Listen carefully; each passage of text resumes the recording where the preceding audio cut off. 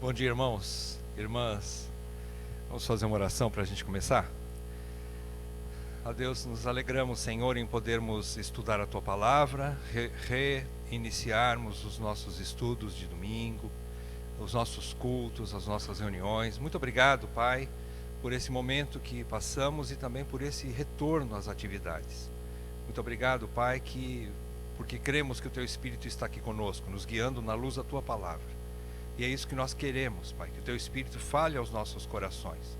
E que assim possamos receber a Tua Palavra como palavra do Senhor, como de fato ela é. Não somente palavra de homem, mas palavra de Deus.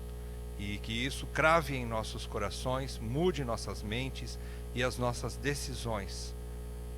Nós Te pedimos isso, na luz do Salmo 128 e outros textos que abriremos aqui, para que possamos viver uma vida digna do Teu chamado, glorificarmos o Teu nome, sermos felizes, abençoados em nossos lares e influentes em nossa sociedade. Assim Te pedimos, Pai, em nome de Jesus. Amém, Pai. Amém. Irmãos, que alegria nós podemos voltar, não é? Às nossas atividades de domingo, nossas aulas. É muito gostoso, uma alegria, uma bênção de Deus. E a gente já teve aí algumas reuniões, não é? Já tivemos alguns cultos.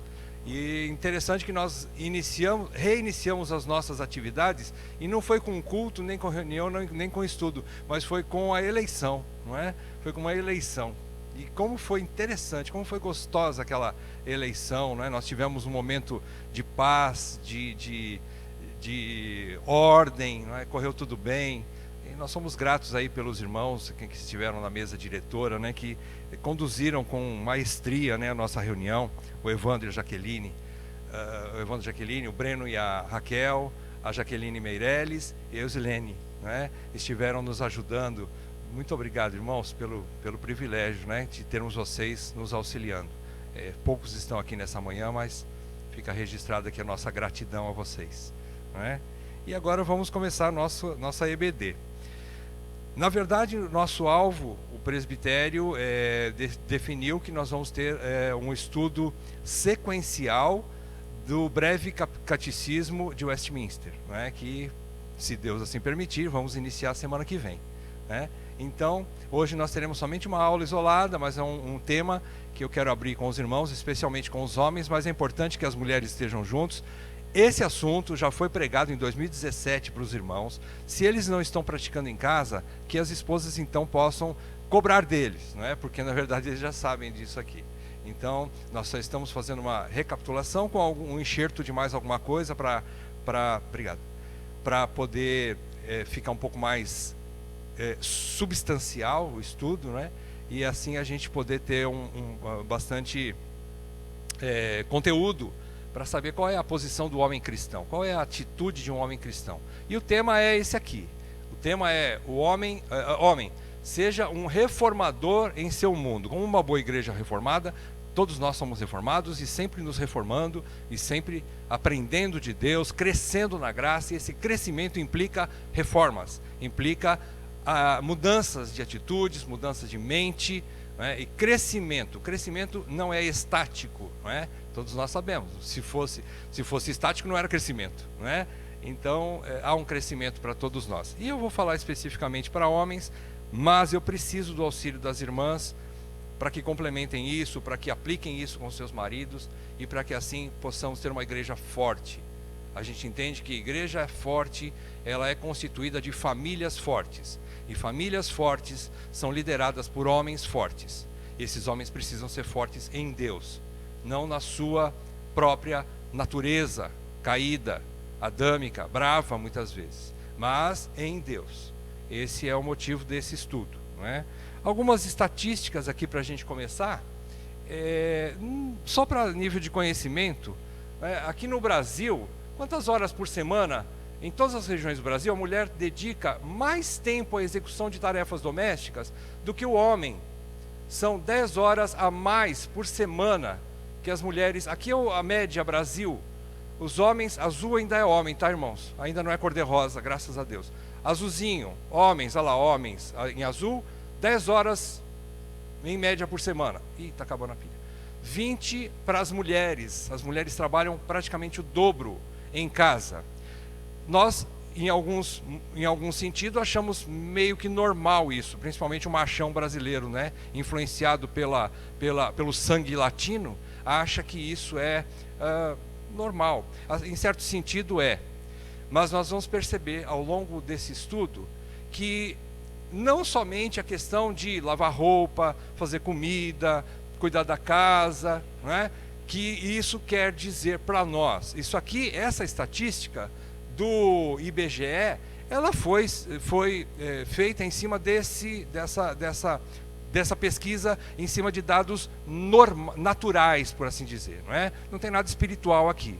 Mas só para a gente ter uma ideia, não é? Que ainda existe essa diferença grande do trabalho feminino dentro do lar em relação ao masculino. Segundo a estatística, quanto ao gênero e instrução, homem e mulher, quanto ao gênero e a instrução, à medida que o grau de instrução sobe, diminui a diferença entre mulheres e homens na responsabilidade pelos cuidados da casa. Interessante, né, irmãos? Olha aqui embaixo, no superior completo, os homens ou as famílias, onde o cabeça tem o superior completo, o envolvimento masculino na tarefa do lar é bem maior do que quando o homem tem menos instrução. Isso é interessante, parece que quando o homem fica mais inteligente, ele pensa melhor e ele fala que eu estou fazendo bobagem, eu vou ajudar mais minha mulher em casa. Interessante esses dados. Eu gostaria que os irmãos pudessem guardar isso na cabeça. A instrução faz com que o homem torne-se mais perceptível às necessidades da mulher, da sua esposa, da sua mãe, da sua madrasta, enfim. Não é? E ele começa a ter um pouco mais de raciocínio lógico e, por assim dizer, ele aplica isso em casa e ele se envolve mais e divide mais a tarefa com as mulheres. Isso é interessante. Bom, vamos falar de coisas espirituais. Ainda não. O tema, homem, seja um reformador do seu mundo. Bom, esse tema, irmãos, eu extraí de uma fábula muito antiga de Monteiro Lobato. Não sei se vocês conhecem, a maioria aqui não vai conhecer. Isso é coisa antes do meu nascimento. Monteiro Lobato morreu até pouco tempo depois de eu ter nascido. E eu conheci muitas fábulas de Monteiro Lobato. E Monteiro Lobato foi o precursor daquilo que a gente conhece bastante em todas as idades, que é o sítio do Pica-Pau Amarelo, não é? Vocês conhecem ele, o sítio, pelo menos. Existe uma fábula de Monteiro Lobato chamado O Reformador do Mundo. Qual é a historinha dessa fábula? Eu vou resumir para você. A historinha é o seguinte: havia um homem chamado... eu não lembro o primeiro nome dele, o sobrenome dele é Pisca-Pisca. Não sei o que lá, Pisca-Pisca. E esse homem, ele olhava para as coisas do mundo com um olhar extremamente crítico. Um dia ele chegou e olhou assim: olha só como a natureza está toda errada. Ela está toda errada. Tudo que foi criado, tudo que existe na natureza, está fora do lugar. Eu não concordo com essa natureza. Ele olhou para uma árvore, por exemplo, de jabuticaba, e viu aquele imenso pé de jabuticaba com umas frutinhas desse tamanho, bem pequenininha. Falou, está fora de ordem. Olha aqui, um pé de melancia, é rasteiro, pequenininho, e olha o tamanho da fruta dela, enorme. Está errado, está fora do lugar. E a melancia deveria estar num pé gigante. É o tamanho dela. E a jabuticaba, que é pequenininha, bota num pé rasteirinho como o da melancia, que é tão pequenininho. Isso seria o correto. Até que um dia, refletindo bastante sobre isso, ele dormiu embaixo de um pé de jabuticaba. E ele sonhou que uma fruta havia caído na cabeça dele. E ele acordou assustado, porque no sonho dele, a realidade dele já era a realidade para ele. Havia uma melancia no pé de jabuticaba. E quando ele acordou assustado e ele pensou, peraí, se tivesse uma melancia no pé de jabuticaba quando eu dormi embaixo, eu teria morrido, porque ia cair bem na minha cabeça e teria esmagado a minha cabeça. Aí ele começa a refletir e vê que a natureza estava em ordem. Não do jeito dele, mas do jeito que foi feito. Do jeito que ela foi feita. Perfeitamente feita. Essa é a historinha, né? Bom, o que isso tem a ver com o nosso estudo? Tem a ver que é o seguinte: o homem precisa desejar e efetuar algumas reformas justas e boas. Nós, homens, fomos chamados para manter a natureza e para reformar aquilo que não está em ordem. Então essa reforma requer envolvimento. E existem estatísticas, irmãos, que eu não trouxe aqui para não ficar muito comprido, em cima de estatística, mais estatística, mais estatística. Mas existe uma progressão a nível de um desengajamento masculino na sociedade, nas escolas, nas universidades e nas famílias principalmente, onde o homem abdicou da sua missão de ser líder para deixar para outrem cuidar. Às vezes a gente joga para as costas da esposa, né? Nem sempre. Às vezes tem filhos que governam mais um lar do que a esposa e do que o pai. Por quê? Porque a falta de homem fez com que isso acontecesse. A falta de um líder, a falta de alguém que assuma responsabilidades. Então, existem reformas que precisam ser feitas. Deus deu isso para nós e nós vamos ver daqui a pouco. Mas, dentro do seu mundo, em sua esfera de ação, dentro da ação masculina, daquilo que Deus colocou na sua mão, na minha mão, para nós governarmos, para nós administrarmos. Existe essa responsabilidade de continuar aquilo que Deus começou. Ah, mas Deus não fez tudo completo? Não. Ele vai usar você e eu para completarmos aquilo que Ele começou. Então, só não deve querer mudar o que, por sua soberania e sabedoria absolutas, Deus criou para ser imutável. É interessante que nós, homens, abrimos mão daquilo que deveríamos assumir e nós relaxamos, nós nos acovardamos, nós nos relaxamos, agimos relaxadamente naquilo que deveríamos assumir e começamos a dar pitaco naquilo que não tem nada a ver conosco. Essa é uma estatística também, estatística já cristã, é de um pastor chamado Jack, pastor Jack. Os irmãos já ouviram falar dele. Ele fala muito sobre homens, muito sobre masculinidade. E é interessante isso. Aquilo que deveríamos assumir como homens de verdade, aquele que usa calça comprida em casa, não fazemos. E aquilo que não cabe a nós, nós queremos meter o bico, que está longe do nosso alcance e da nossa esfera de ação. Então é assim que começa o nosso estudo. Eu quero começar, na verdade, trabalhando com você antes do Salmo 128, onde começou toda essa história da responsabilidade masculina. Não vou nem falar da responsabilidade humana. Apesar do termo Adão, lá em Gênesis, o termo em hebraico Adam, ele significa humano. É interessante que ele não coloca como homem, masculino. Porém, quando você percebe que Deus conversa só com Adão antes de formar Eva, você vai ver que toda a conversa que Deus teve com Adão antes de criar Eva é responsabilidade do homem. Do homem. Por quê? Porque Deus falou com ele. Ela nem havia nascido ainda. A Eva não tinha sido criada e Deus já tinha estabelecido alguns mandatos. Mandatos. Presta atenção comigo, então vamos avançar. Quais são esses mandatos? São chamados, em teologia, mandatos criacionais. Se você quiser acompanhar na sua Bíblia, pode abrir, Gênesis 2, 16 e 17. Eu transcrevi o texto aqui para ficar mais fácil para a gente acompanhar. Gênesis 2,17, no início de tudo, o que Deus falou? E o Senhor Deus lhe deu esta ordem. Deu para quem essa ordem? Você sabe me dizer para quem? Para a humanidade? Para o homem, para Adão. Porém, ele, como cabeça federal da humanidade, ele deu para a humanidade. Não somente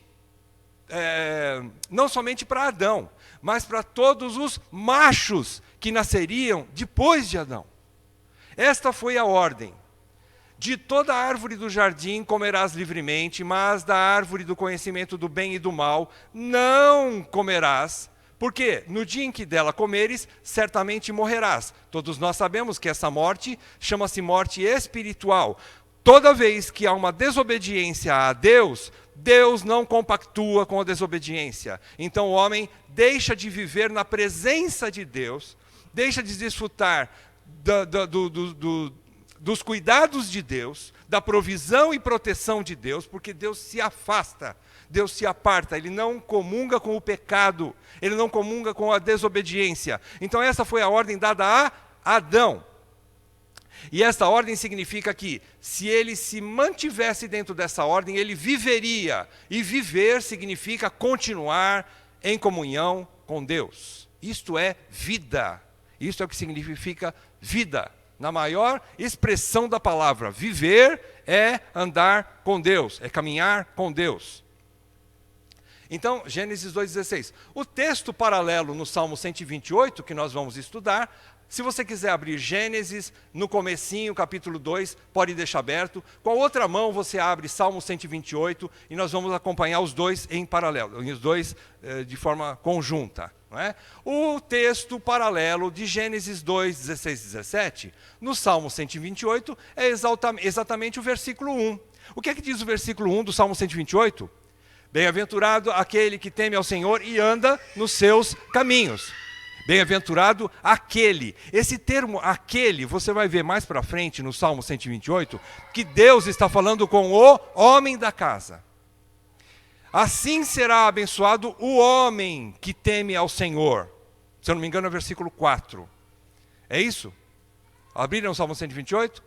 O homem, assim é abençoado, aquele que está aqui no versículo 1, é o homem. Então, esse mandato aqui, que começa em Gênesis 2,16, a primeira ordem, veja bem, primeiro mandato aqui embaixo, ó.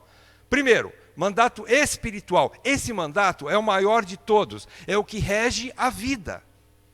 É o que rege a vida humana, no universo criado por Deus. Então, essa foi a primeira lei.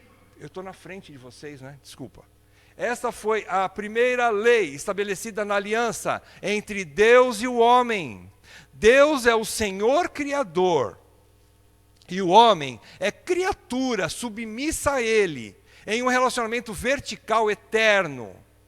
Assim, o primeiro mandato de Deus exige total obediência do homem a Ele, a Deus, para manter sua aliança. Tudo foi feito em forma de aliança, pacto, de relacionamento com Deus. Abra Gênesis 1, 27, e você vai ver que Deus diz... Alguém lê para nós, por gentileza? Bem alto aí, alguém pode ler? Assim Deus criou o ser humano à sua imagem, a imagem de Deus o criou, homem e mulher os criou. Muito bem. Essa criação, a imagem e semelhança de Deus, significa que Deus tem um propósito de se relacionar única e exclusivamente com o homem. O homem tem uma responsabilidade de se relacionar com Deus. Nenhum animal recebeu a imagem e semelhança de Deus, a não ser o homem. Por quê? Porque Deus conferiu ao homem, Deus transmitiu ao homem aquilo que nós chamamos de atributos comunicáveis. Alguns atributos da divindade foi transmitida ao homem através dessa imagem de Deus. Quais são eles? Inúmeros. O poder de inteligência, de raciocínio, de comunicação precisa. Os animais têm algum tipo de comunicação, algum tipo de inteligência, mas são extremamente restritos, baseados somente naquilo que é necessário para a sobrevivência e para a procriação. O homem não, o homem conversa, o homem tem relacionamento, ele tem afetividade, ele tem sentimentos que são divinos, que foram colocados dentro do homem. E isso aqui mostra, então, que existe um pacto, uma aliança entre Deus e o homem. Só que para manter essa aliança, Deus exige obediência. Para preservar essa comunhão entre o homem e Deus, é necessário que o homem obedeça. Então esse é chamado mandato espiritual. É o relacionamento do homem com Deus, ou de Deus com o homem, como você quiser.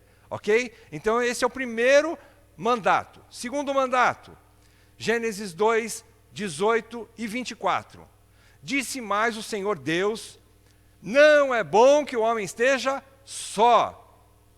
Não é que Deus percebeu que na criação ele criou alguém com deficiência. Não, ele simplesmente está comunicando assim, agora eu vou mostrar para o mundo o meu segundo projeto. Melhor do que o primeiro, chamado mulher. Se o homem é bom, a mulher é bem melhor. Né? Então ele diz, eu vou criar, não é bom que o homem esteja só. Far-lhe-ei uma auxiliadora que lhe seja idônea. Por isso, deixa o homem pai e mãe e se une à sua mulher, tornando-se os dois uma só carne. Irmãos, essa conversa Deus teve entre ele. Quem é ele?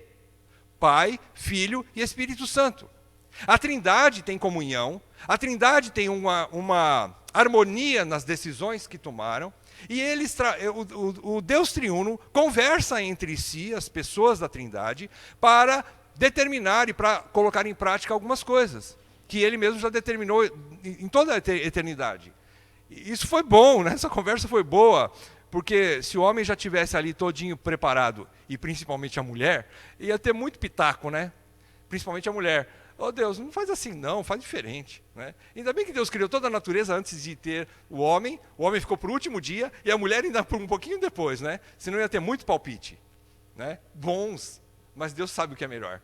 Né? Então ele criou, tornando-se os dois uma só carne. Esses versículos mostram a necessidade de uma sociedade, um relacionamento social. E Salmo 128, no paralelo com esse texto de Gênesis, você encontra no versículo 3. Tua esposa, presta atenção no tua esposa, no interior de tua casa, será como a videira frutífera. Teus filhos, como rebentos de oliveira, à roda da tua mesa. O que significa isso? Significa que existe um dono daquele lar, entre aspas. Não é um dono para ser um ditador, mas a tua mulher significa que o homem é responsável por ela. Os teus filhos significa que o homem é responsável pelos filhos. Tua casa significa que o homem é responsável. Casa significa que o homem, o cabeça, é responsável pela proteção. Casa significa proteção e cuidados no sentido de roupas, no sentido de proteção em todas as áreas. Casa significa um teto que protege. Então o homem é o protetor da casa. E mesa significa que o homem é o provedor. Ele traz comida para dentro de casa. É ele o responsável por fazer isso. O primeiro. Quem deu essa ordem? Deus. Segundo mandato social. Mandato social fala do relacionamento do homem com os seus semelhantes, começando com os seus próximos, não é? Esposa, filhos, que é a família. E seu dever de preservá-los. Então, dessa ordem divina de viver em sociedade, o Criador garantiu a subsistência de toda a raça humana. E você vê em Gênesis 1:28, abra rapidamente comigo. 1:28 diz: E Deus os abençoou e lhes disse: Sede fecundos, multiplicai-vos, e enchei a terra e sujeitai-a. Só até aqui. A ordem de Deus é que, através de um relacionamento entre sexo oposto, homem e mulher, no casamento, eles teriam a responsabilidade e a condição de continuar a raça humana. Por isso, o casamento é heterossexual, não é? Como que vai progredir a raça humana sendo Adão casado com Ivo, por exemplo, como diz o Augusto Nicodemos, não é? Não dá. E assim por diante. Não dá. Deus assim garantiu a subsistência, a sobrevivência, a manutenção da raça humana, não é? Através do mandato social. Deus podia fazer que nem os anjos, né? Podia criar todos os anjos. Vamos supor que, eu não sei, mas vamos supor que existam 3 bilhões de anjos nos céus. Deus criou todos eles de uma vez só. Eles não têm macho e fêmea para se reproduzirem, nascerem novos anjinhos e crescerem e aumentar a quantidade de anjos nos céus. Não, Deus criou tudo de uma vez só. Ele podia fazer isso com o homem também? Podia, mas ele não quis fazer assim. Ele é Deus, ele é Senhor. Ele resolveu fazer a procriação da raça. Então é assim que Deus faz com que a humanidade multiplique-se, através do casamento e do nascimento normal, não é? Da procriação humana. E assim vai. Então esse é o segundo mandato, e existe mais um. Outro mandato, Gênesis 2:15. Tomou, pois, o Senhor Deus ao homem e o colocou no jardim do Éden para o cultivar, olha aqui, para o cultivar e o guardar. Outra ordem de Deus. Deus colocou, Gênesis 2:15. O homem, aqui a mulher também não estava presente, para o cultivar e o guardar. Salmo 128, versículo 2, texto paralelo. Do trabalho de tuas mãos. Para quem Deus está falando no Salmo 128? O Espírito Santo está falando para o homem. Do trabalho de tuas mãos comerás, feliz serás e tudo te irá bem. Então esse é o terceiro mandato, o mandato chamado de mandato cultural em teologia. Significa que o homem é responsável por administrar e gerenciar todo o seu meio ambiente. ele vai extrair do mundo onde ele vive recursos para a sua sobrevivência. Ele vai usar a sua inteligência, ele vai usar a sua saúde física, ele vai usar a sua capacidade, seus dons dados por Deus, para desenvolver algum tipo de trabalho, para extrair sustento para ele e para a sua casa, para ele e para a sua família. Então, cultivar e guardar, que você encontra aqui em Gênesis 2,15, envolve usar sua inteligência e ação para trabalhar, preservar e extrair da natureza criada tudo o que é necessário para a sua sobrevivência e de sua família. Então, todo o universo criado foi colocado sob a gerência do homem. Ele não é o dono absoluto, mas ele é uma espécie de gerente da natureza. Ele é gerente do que existe no universo criado. Para quê? E foi lhe concedido para a sua manutenção. Tudo foi concedido para a sua manutenção. Volta um pouquinho, Gênesis 1, 28 a 30. Deus diz assim agora, do versículo 28 que nós paramos, até multiplicai-vos, né, enchei a terra.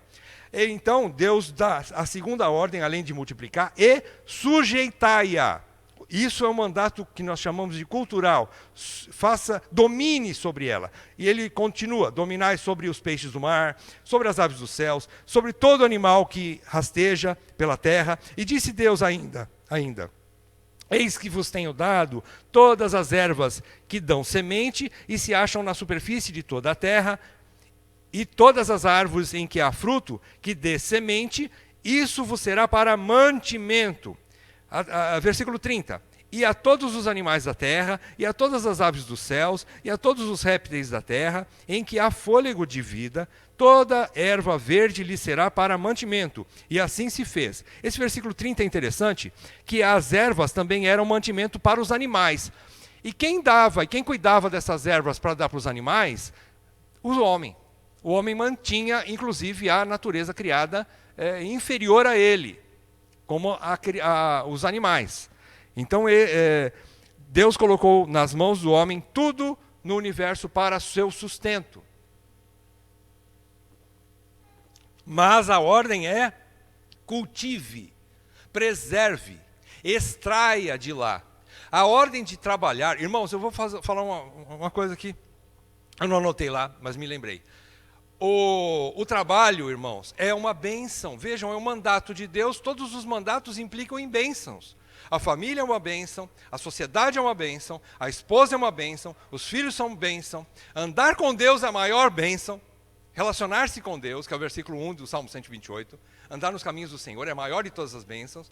E trabalhar também é uma bênção. Agora, o trabalho não pode tornar-se um ídolo para o homem. A gente mete o pau, às vezes fala assim: mulher cristã não é bom trabalhar fora. Onde está escrito isso? Nós não encontramos isso na palavra de Deus. Então, não há nenhum problema a mulher cristã, em harmonia com o seu esposo, decidir trabalhar junto com ele ou em outro lugar, desde que eles estejam em unidade. Não há problema quanto a isso. Então a gente fala, a mulher trabalha fora, ela vai buscar sucesso, ela quer fama, porque se fosse só para ajudar o marido na necessidade da casa, tudo bem. E a gente começa a criticar as mulheres, não é? Mas o homem também não foi chamado para fazer sucesso. O trabalho do homem não é para ele se engrandecer e começar a colocá-lo como ídolo. A gente critica as mulheres, mas ela está agora, está crescendo e está fazendo isso. Se ela colocar o trabalho como ídolo, está errado também, é verdade. Mas e os homens? Ninguém fala dos homens. Os homens às vezes deixam o lar, abdicam da sua missão de líder, de instrutor, de juiz dentro de casa, para trabalhar, e ninguém fala nada. Então está aqui. Se colocar também fora do lugar, o trabalho, mesmo para o homem, não foi dado para que ele tenha sucesso. Apenas. Pode ter sucesso? Se Deus conduzir ao sucesso, tudo bem. Desde que ele mantenha a ordem da criação, dos mandatos de Deus. E cuide da sua família melhor do que ele cuida do seu trabalho. Essa é a questão. Então vamos avançar. Correndo. Então, examinando agora o Salmo 128. Irmãos, eu vou me deter mais no início do Salmo. Não dá para fazer uma exposição completa do Salmo 128 por causa do tempo. Olha aí, já foi meia aula, já foi. Então, vamos lá. Do Salmo 128, agora focando só no Salmo. O que mantém a vida e rege todos os demais relacionamentos humanos é o mandato espiritual, como eu disse para você. Versículo 1, vamos trabalhar o versículo 1. O versículo 1 do Salmo 128 é a estrutura da família. É a estrutura de uma família cristã. O que é que diz o versículo 1? Bem-aventurado aquele, o homem, que teme ao Senhor e anda nos seus caminhos. Vamos falar um pouco sobre temer ao Senhor. O que significa temer ao Senhor? É o início de uma vida de comunhão com Deus. Início, que eu quero dizer, é a base, é o temor do Senhor. Temor do Senhor significa respeitá-lo amorosamente como seu dono. Nós temos um Senhor que é dono da nossa vida, falando para o homem, não é? É lógico que é para toda a humanidade, mas especialmente para o homem. O homem precisa entender que ele tem um Senhor sobre ele.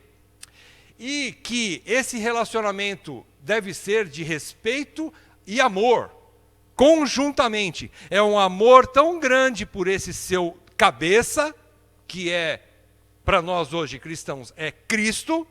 Ele é o cabeça de todo homem, diz Paulo. E implica que nós o amamos a ponto de respeitá-lo e obedecê-lo plenamente, totalmente.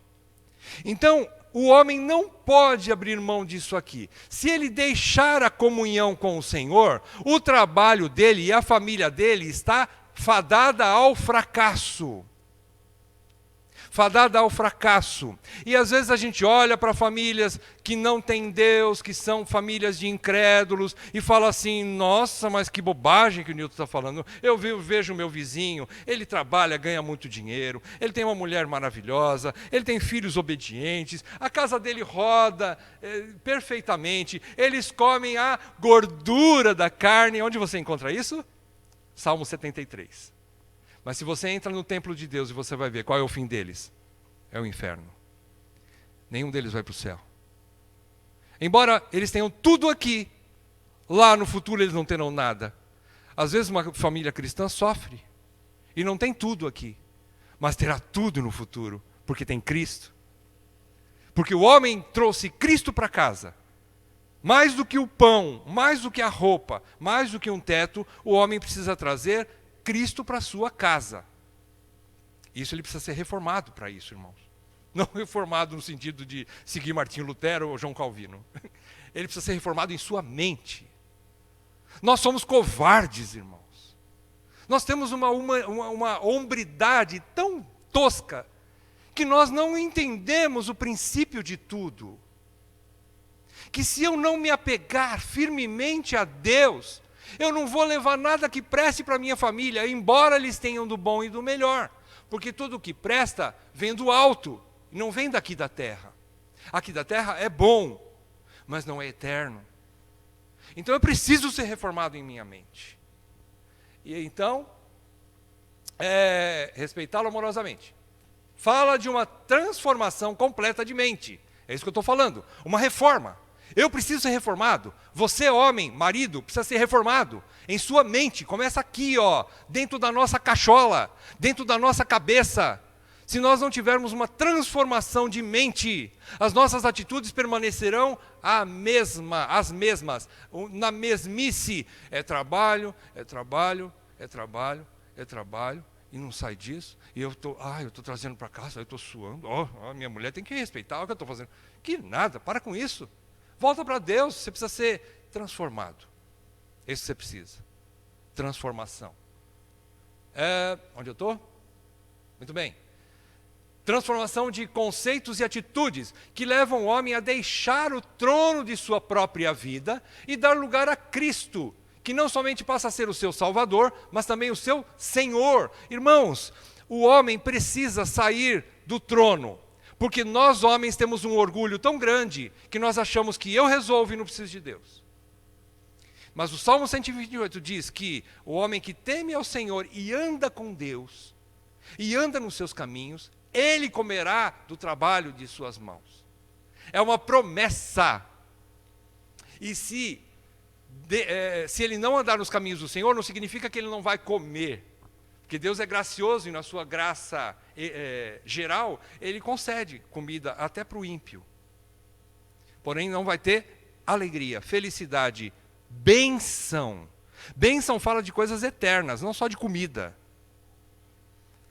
De coisas muito mais excelentes. Então, é sair de cena, é curvar-se, temer ao Senhor, é curvar-se diante de Deus e dizer: Senhor, o Senhor é meu dono. É o Senhor quem toca a minha vida daqui para frente. É o Senhor que coordena meus passos daqui para frente. É o Senhor que vai reger, governar a minha vida. Eu sou o cabeça da minha família, mas eu preciso do Senhor como meu cabeça, porque eu não sei nem para onde ir. Eu preciso do Senhor, eu preciso da Tua graça, eu preciso da Tua força, da Tua sabedoria, para poder conduzir meus filhos nos caminhos da fé cristã, para conduzir minha esposa nos caminhos da fé cristã, não só da comida e roupa. Eu sei que ela precisa disso, e eu preciso dar o bom e do melhor para a minha família. À medida do possível, dê do bom e do melhor para sua esposa e para os seus filhos. Mas não comprometa o seu mandato espiritual.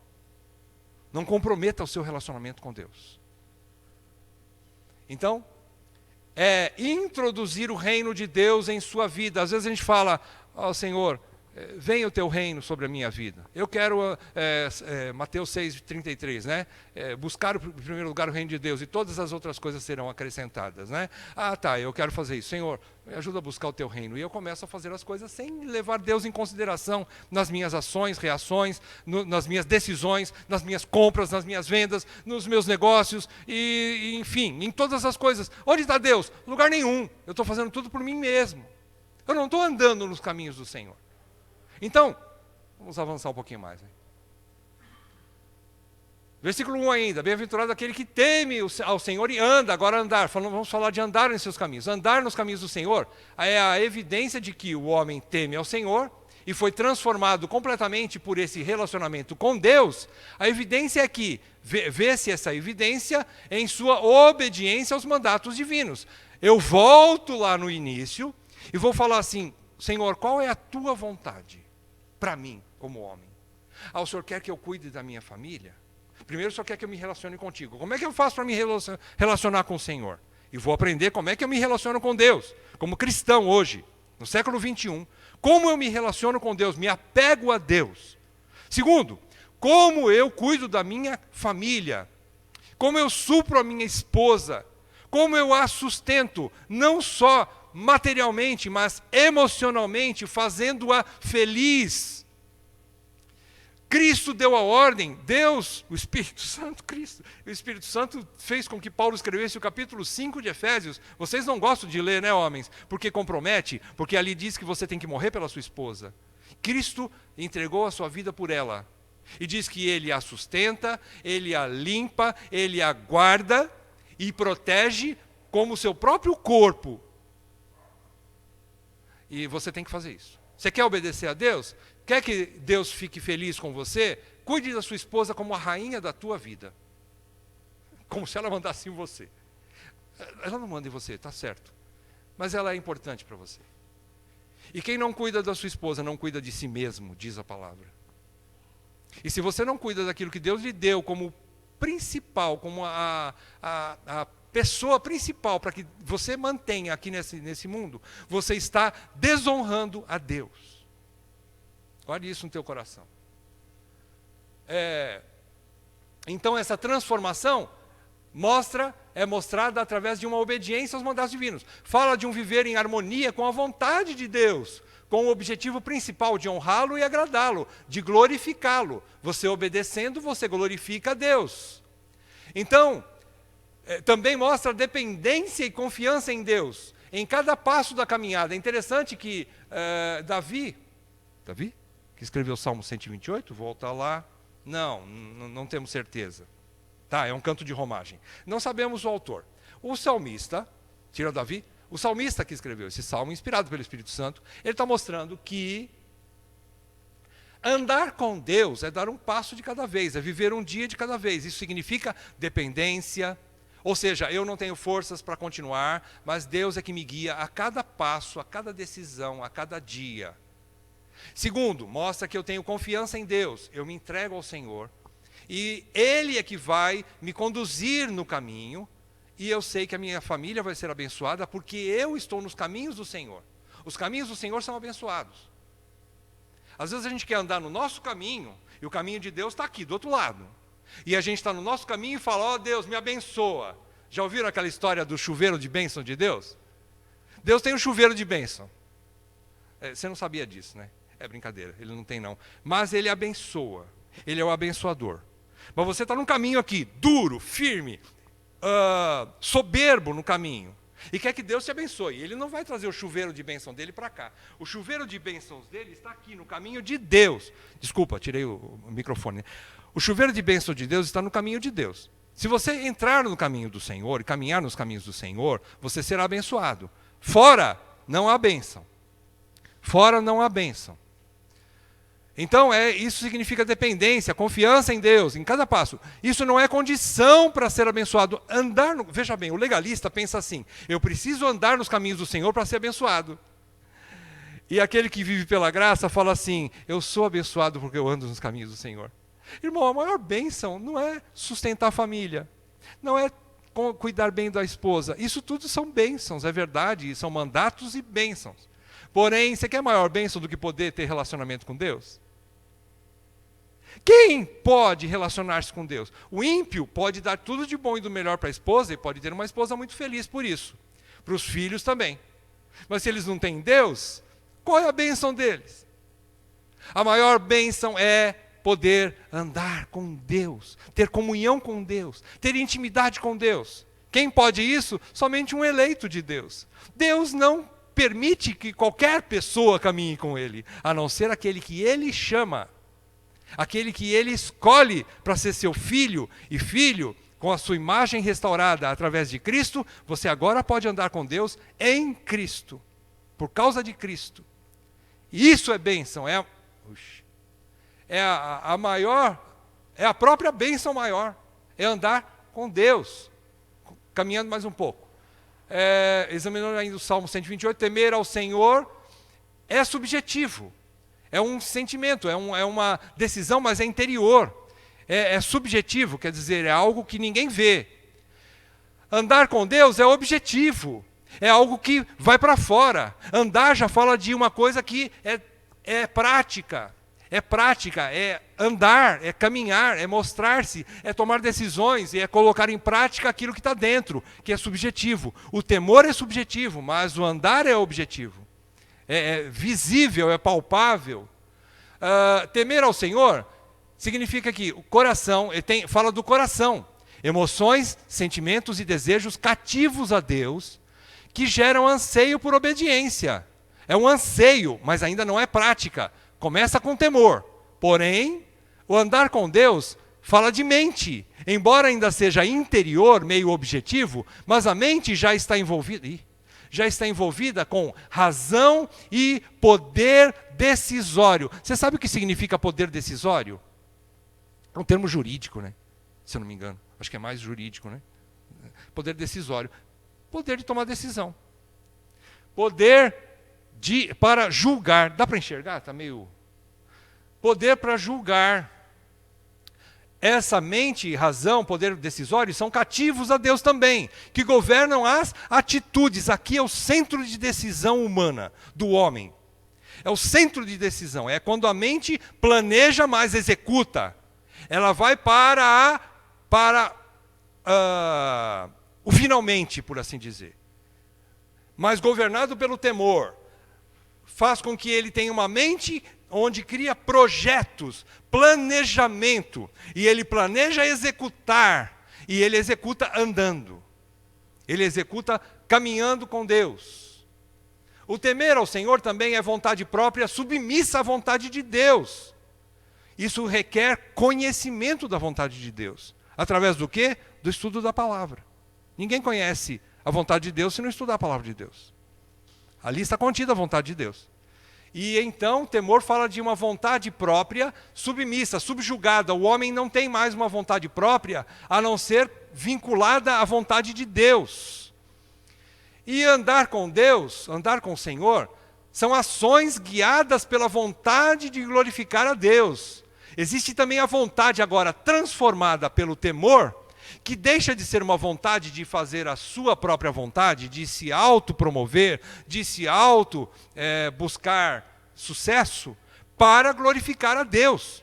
Andar com Deus significa isso, para a glória de Deus. E temer ao Senhor também é uma consciência de que Deus tem uma vontade e tem desejo de satisfazê-la. O temor do Senhor é um sentimento que nasce dentro de nós de poder agradá-lo. Por isso que temer ao Senhor não é ter medo de Deus, embora faça parte de ter medo de Deus, claro. A Bíblia diz que, Jesus diz, a quem deveis temer? Não aos homens que podem matar o seu corpo, e nada mais podem fazer, mas temam aquele que além de matar o seu corpo, também pode lançar a sua alma no inferno. A esse deveis temer. Quem é esse? Deus. Jesus ensina isso. Então nós devemos temer, ter medo, nesse sentido. Mas é muito mais do que isso. Temer ao Senhor é um respeito amoroso em querer agradá-lo, satisfazê-lo. E somente obedecendo aos mandatos que Ele deu, é que nós podemos agradá-lo. Em contrapartida, andar com o Senhor, então, é colocar em prática, são os pensamentos que buscam conhecer a vontade de Deus, através da Bíblia, para colocá-la em prática. Andar com Deus é trazer à mente a vontade de Deus e falar assim, essa é a decisão que eu tenho que tomar, segundo a vontade de Deus. Isso aqui é meio filosófico, isso aqui é um pouco mais mente, não é? Mas é bom a gente entender um pouquinho dessa parte profunda do conhecimento de Deus. Como que Deus trabalha? No intelecto humano, no raciocínio humano. Como que Deus faz para que nós sejamos transformados e sejamos reformadores daquilo que Deus nos deu? Através de uma mente reformada e transformada. E os homens precisam disso, irmãos. Como se as mulheres não precisassem, né? Mas eu estou falando primeiramente para os homens, porque depende mais do homem para reformar e a sua auxiliadora idônea vai estar do seu lado, pode ter certeza. A mulher tem prazer em obedecer um homem que ama a Deus. A submissão para a mulher de um homem que ama a Deus é prazerosa. É prazerosa, a mulher submete. É porque ela sabe que ele o ama tanto que dará a sua própria vida para protegê-la. Então ela se submete em amor, com gratidão e com prazer.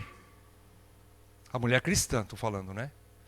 Então o que aprendemos com o Salmo 128? O varão, o Adão, né, que Deus fala lá em Gênesis 2, que recebe pessoalmente, sozinho, o homem recebeu, o macho recebeu essa ordem de Deus, ou os mandatos de Deus. Esse Adão é chamado a mantê-los por todas as eras futuras. Então os mandatos continuam em pé. Os mandatos de Deus continuam em pé. Varia, claro, por causa da sociedade na época de Adão e da nossa sociedade hoje. Muita coisa muda, em detalhes. Mas o princípio é o mesmo. O homem cristão tem que ter esse princípio. 3 mandatos.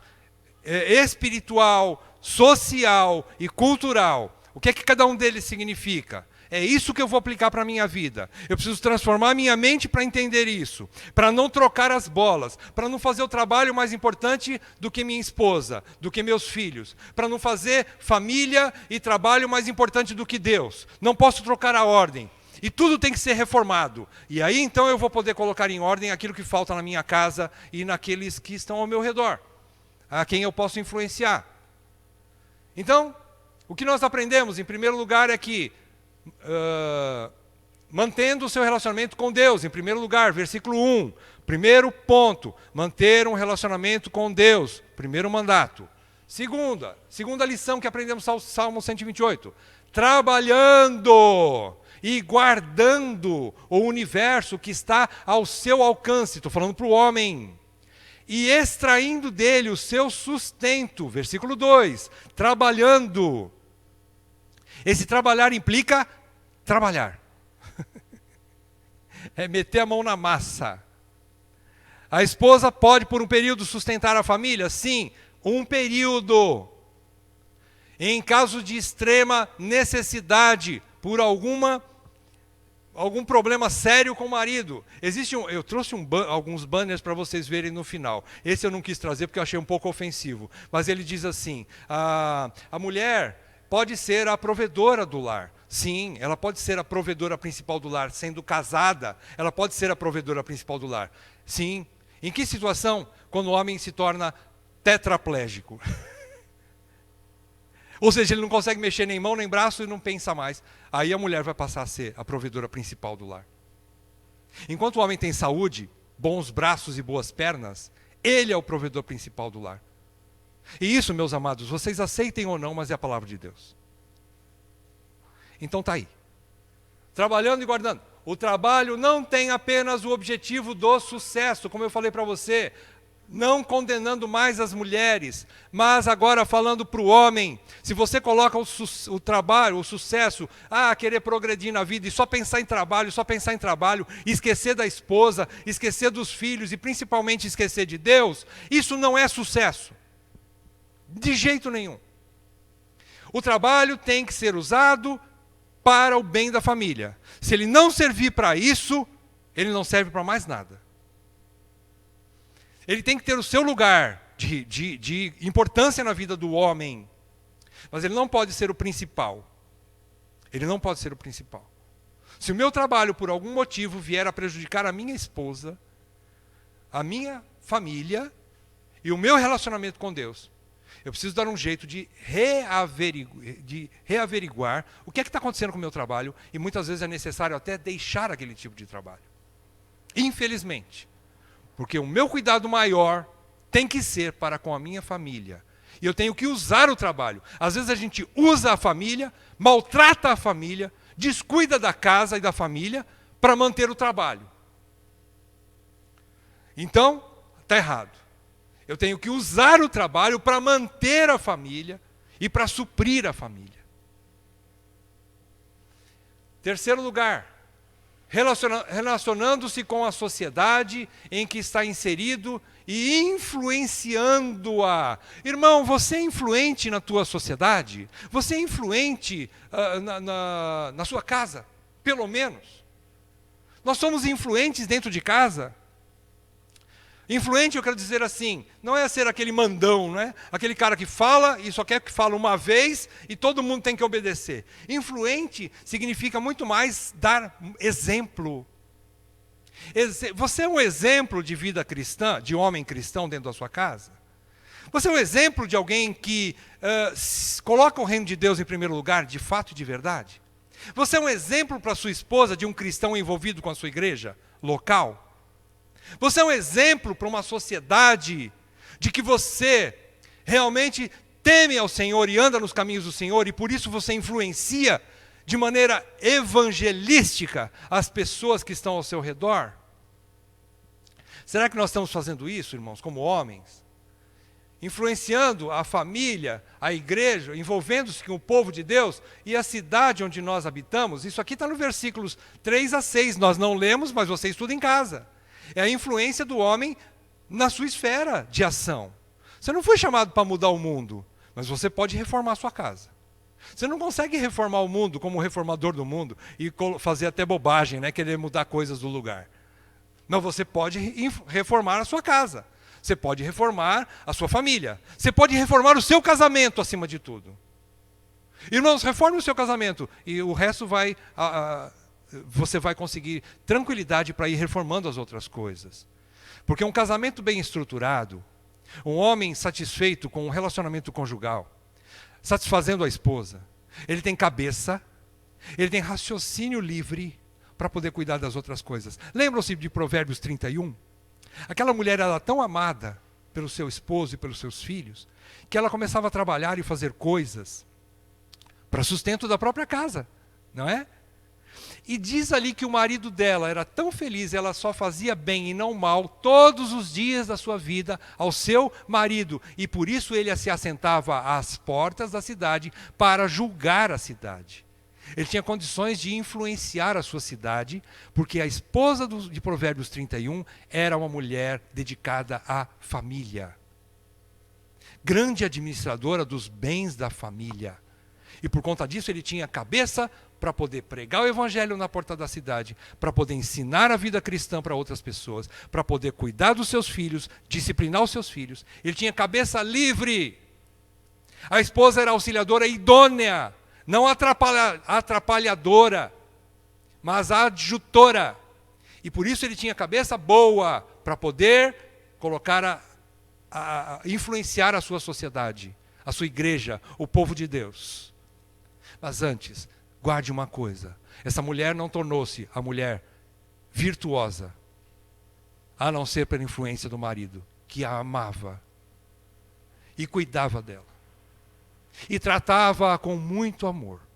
O resultado é uma mulher feliz, satisfeita, sábia e auxiliadora idônea. Começa com o homem. Eu digo claramente isso. Por quê? Porque é um princípio lá de Gênesis. Você leu comigo, não é? O resultado é mulher virtuosa. O que mais? Como você, homem, pode reformar o mundo que está ao seu alcance? Encerrando.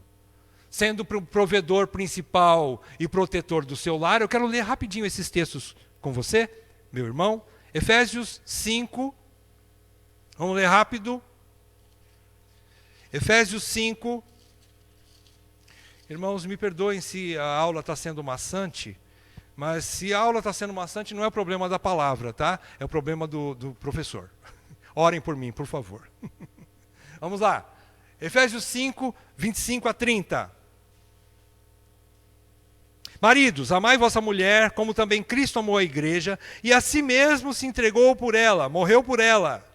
26. Para que a santificasse, tendo-a purificado por meio da lavagem de água pela palavra, para apresentar a si mesmo igreja gloriosa. Você pode pôr aqui, mulher virtuosa, sem mácula, sem ruga, nem coisa semelhante, porém santa e sem defeito. Assim também os maridos devem amar a sua mulher como ao próprio corpo. Quem ama a sua esposa, a si mesmo se ama. Porque ninguém jamais odiou a sua própria carne, antes a alimenta e dela cuida, como também Cristo faz com a igreja, porque somos membros do seu corpo. Este homem aqui, em semelhança a Cristo, ele ama tanto a sua esposa que ele está sujeito a morrer por ela, ele faz de tudo para supri-la, ele assume a responsabilidade, como Cristo assumiu, de poder supri-la espiritualmente, para ter uma mulher virtuosa, materialmente alimentando-a e protegendo-a. Ele coloca o seu corpo na frente quando a mulher está para receber uma bala. E não estou falando de bala de doce, estou falando de bala de 38. Ele se expõe, ele a protege, ele é homem com H maiúsculo. Esse é o homem cristão. Então, provedor principal e protetor do seu lar. Segundo lugar, sendo modelo e instrutor da família. Vai lá em Deuteronômio agora, vamos dar uma passeada na Bíblia, rapidamente, capítulo 6 de Deuteronômio. Sendo modelo e instrutor da família, versículo 5. Capítulo 6, versículo 5 de Deuteronômio. Amarás, pois, o Senhor teu Deus, de todo o teu coração, de toda a tua alma e de toda a tua força, falando para o cabeça da casa. Ele deve amar a Deus, Salmo 128, versículo 1, relacionando-se com Deus. Segundo, essas palavras que hoje te ordeno estarão no teu coração. Ele vai andar com Deus, porque a palavra de Deus está no coração, ele sabe a vontade de Deus e vai praticá-la.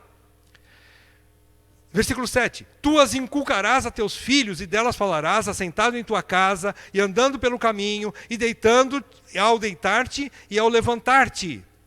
Ele vai ensinar os seus filhos, ele vai ser instrutor, ele vai ser mestre. Primeiro, falando delas. Segundo, andando. A gente fala assim, andando pelo caminho, o pai vai andando, o filhinho do lado e vai ouvindo o pai falar do evangelho. Faz parte disso também, mas é muito mais do que isso.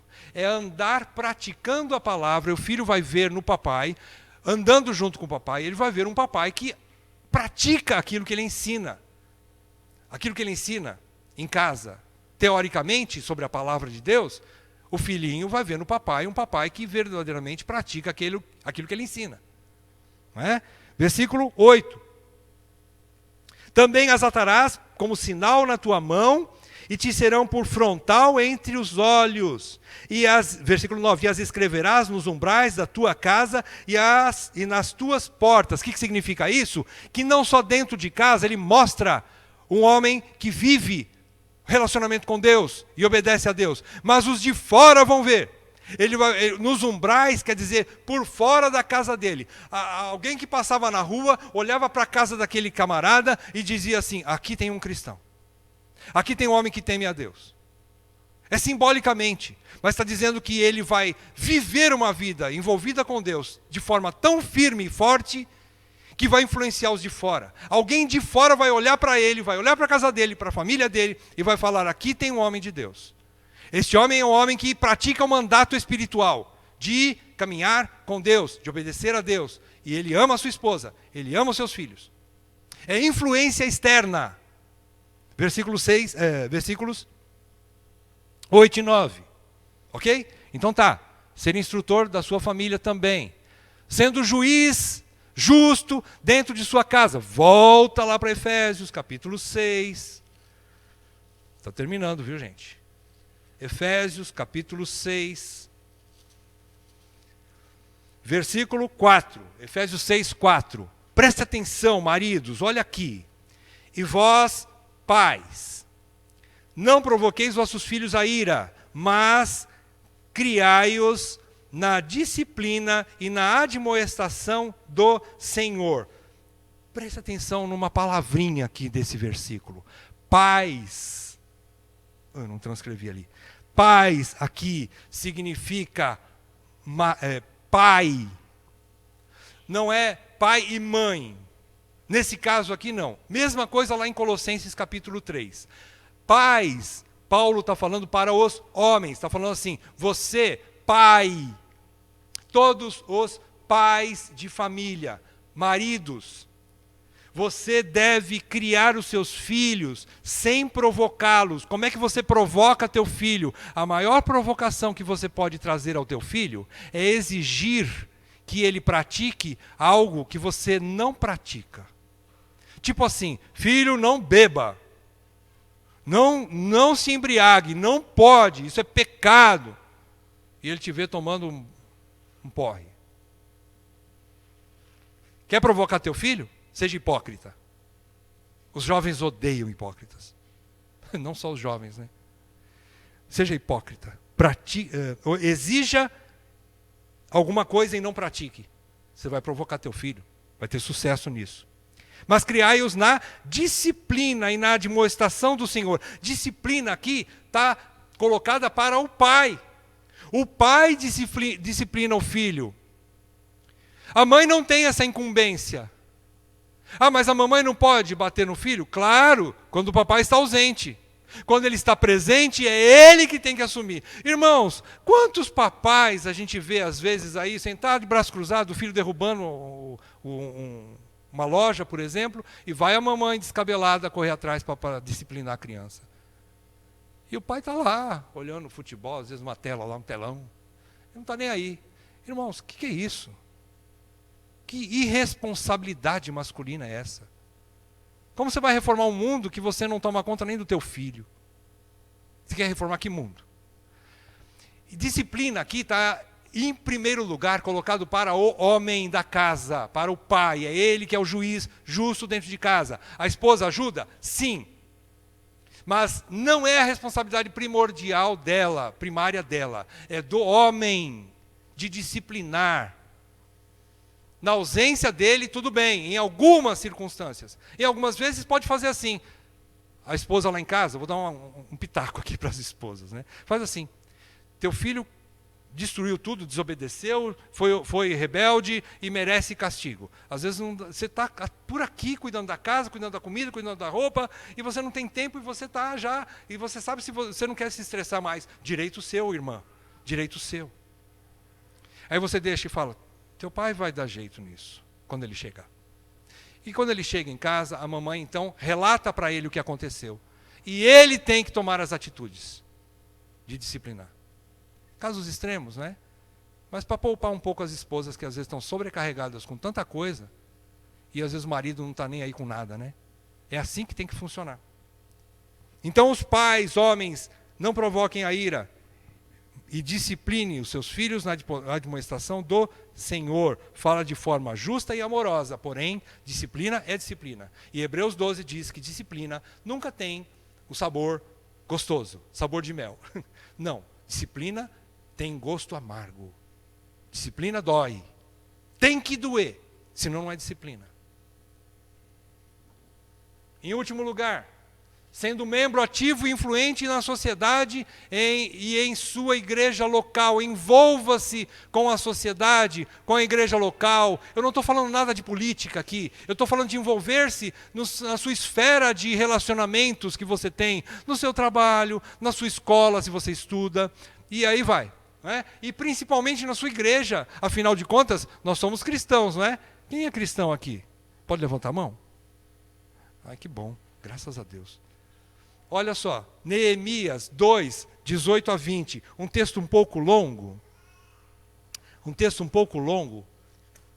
mas é importante. Neemias 2, eu quero mostrar para você uma coisa muito bonita nesse texto aqui, já que estamos falando de reforma, de reformador.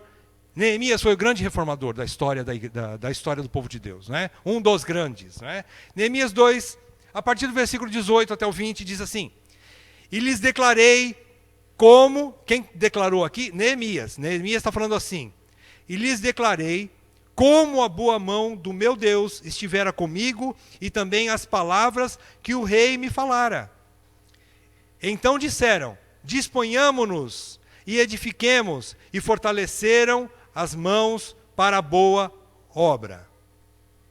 Porém, Sambalate, o Horonita, e Tobias, o servo amonita, e Gesem, o arábio, quando o souberam, zombaram de nós e nos desprezaram e disseram: que é isso que fazeis? Quereis rebelar-vos contra o rei? Então lhes respondi, Neemias respondeu para os adversários, né? O Deus dos céus é quem nos dará bom êxito. Nós, seus servos, nos disporemos, reedificaremos. Vós, todavia, não tendes parte, nem direito, nem memorial em Jerusalém. O que está acontecendo aqui? Está acontecendo o seguinte: Deus levantou Neemias para voltar para Jerusalém e reformar a cidade. E ele foi. E o rei, pela bondade de Deus, concedeu condições para ele ir. E Neemias foi. No meio do início do trabalho de restauração de Jerusalém, apareceram alguns inimigos, como Sambalate, Tobias, Gesem e uma profetisa chamada Noadia, ou Noádia, e acabaram por interferir e querer destruir a obra, querer impedir que eles edificassem a casa, ou a cidade. Neemias firmemente se coloca no meio, lidera, influencia, e diz assim: chama todos os judeus, seus irmãos, traz para ele, porque eles já estavam desanimados porque a cidade estava destruída e o trabalho ia ser duro. Eles estavam fracos porque não tinham bom alimento. Eles estavam vivendo o caos, suas famílias estavam perdidas. E ainda vem gente de fora para dizer que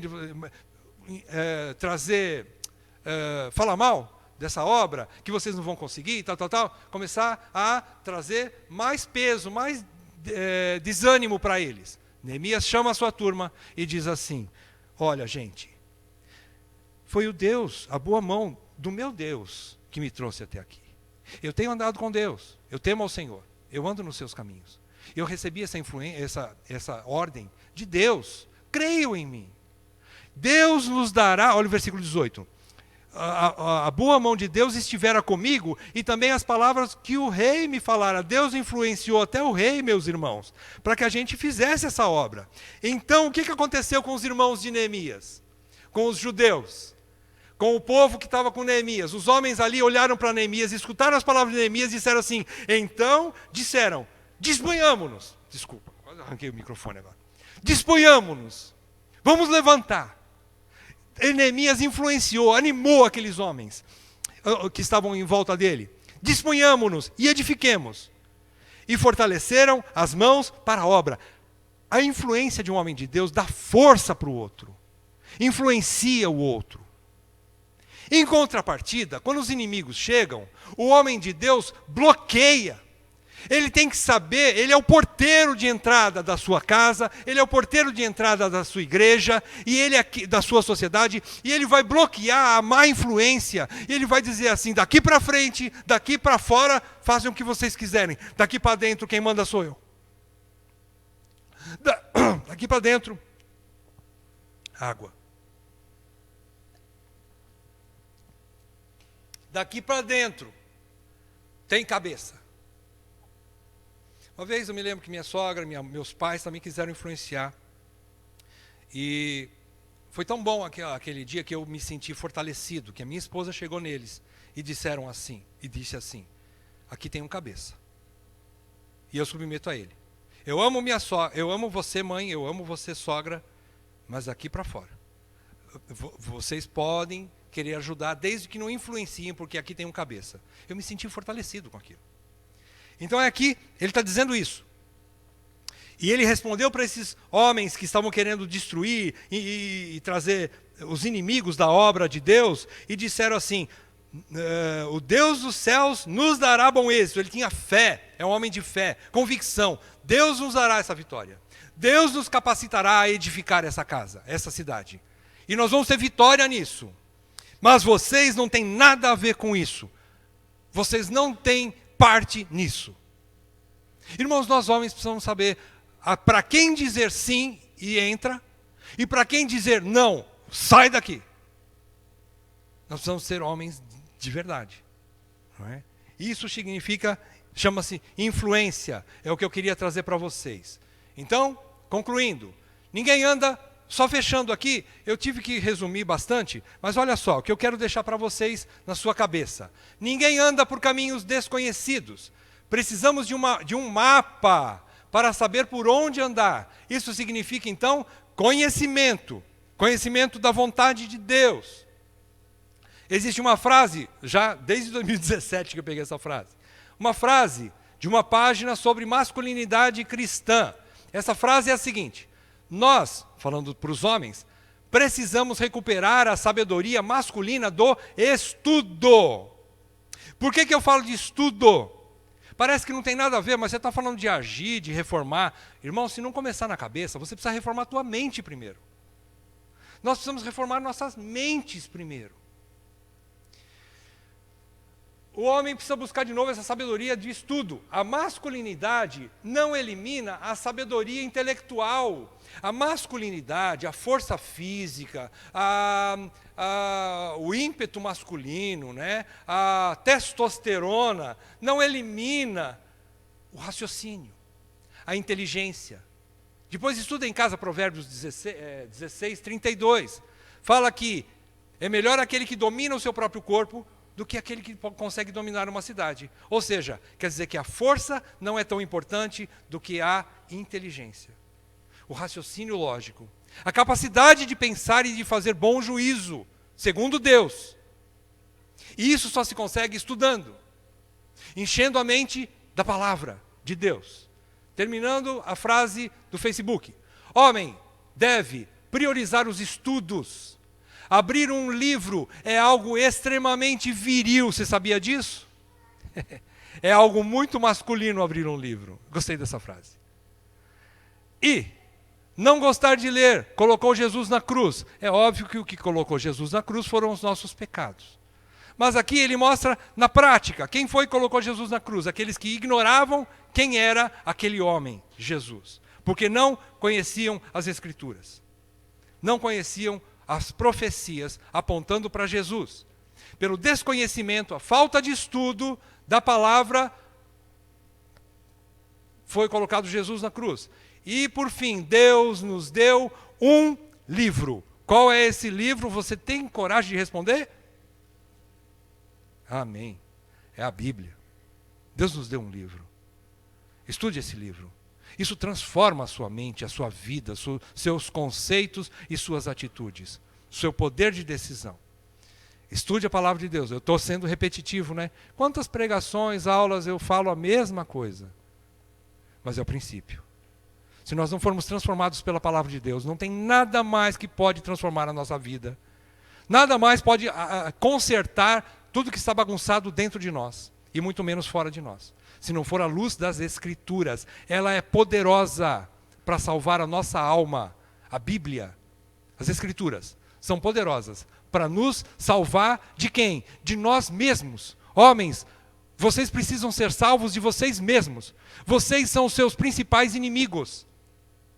Quando você está no trono no lugar de Cristo. E só a palavra pode fazer essa obra em você com o Espírito Santo. Por fim, ninguém tem discernimento do mundo ao seu redor, sem gastar tempo de qualidade para examiná-lo. Se você não tem tempo, aí volta lá naquelas estatísticas, né? Às vezes não é ficar dentro de casa, cuidar da casa, e você deve ser parceiro com a sua esposa, na arrumação da casa, em tudo isso. Mas é muito mais do que isso. É estar percebendo o que acontece debaixo do seu teto. Às vezes as coisas estão acontecendo debaixo do seu nariz e você não está ligando. Aí volta, gaste mais tempo dentro de casa, fica um pouco mais dentro de casa. E tenha qualidade, percepção do que acontece no coração da tua esposa. Perceba as necessidades dela. Analise. Seja um homem que tenha sensibilidade para com a mulher. Um olhar da mulher, muitas vezes, expressa todo um coração amargurado, necessitado, sobrecarregado. Ou amoroso, feliz, satisfeito, depende do olhar, não é? Expressa, irmãos. Então a gente tem que ter essa sensibilidade. Todo homem deve estar atento como um sentinela, deve estar preparado como um forte combatente, um soldado preparado para a guerra, para o combate. Deve pensar como um sábio estrategista, deve ser um homem inteligente. E essa inteligência que eu estou falando para vocês não se ganha em faculdade nenhuma. Nenhum curso de pós vai te dar essa sabedoria. Mas é a Bíblia. Então deve ser um grande sábio estrategista. E também deve agir com precisão e conhecimento como um bom cirurgião. Como aquele que sabe onde tem que cortar sem fazer bobagem. Muitas vezes, eu falei aqui esses dias atrás sobre o caso do rinoceronte, né? O rinoceronte é um cara que ele tem uma das visões menores do reino animal. É um dos animais quase cego. Dizem os especialistas que o rinoceronte primeiro ataca para depois ele olhar quem é. E muitas vezes ele mata o filho. Falta de visão. Falta de discernimento, de sensibilidade. Ao contrário de um bom cirurgião preciso no corte, o rinoceronte, ele mata, ele corta, às vezes destrói a esposa, destrói os filhos. Ele é um cara que é mais açougueiro do que um cirurgião, né? Então, isso chama-se masculinidade madura. E é o que eu desejo para todos nós, não é só para vocês, mas eu também preciso, porque todos nós precisamos amadurecer masculinamente, de forma a nós sermos esse homem segundo o coração de Deus. Nós somamos juntos nessa caminhada, irmãos. É uma empreitada difícil, mas eu quero fazer como Neemias fez com os outros. Deus e a boa mão de Deus está conosco. Se a boa mão de Deus está conosco, nós edificaremos a cidade. Nós seremos bons reformadores. Coloque isso no seu coração. Se você andar com Deus, temer ao Senhor e andar nos seus caminhos, você vai reformar a sua casa. Você vai salvar a sua família.